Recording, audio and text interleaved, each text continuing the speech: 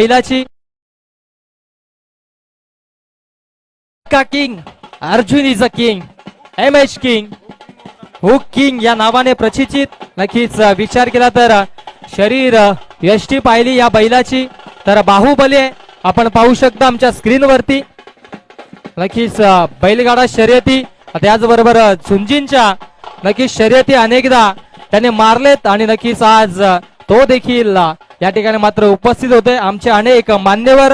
सन्मान्य तन्मय सतीश पाटील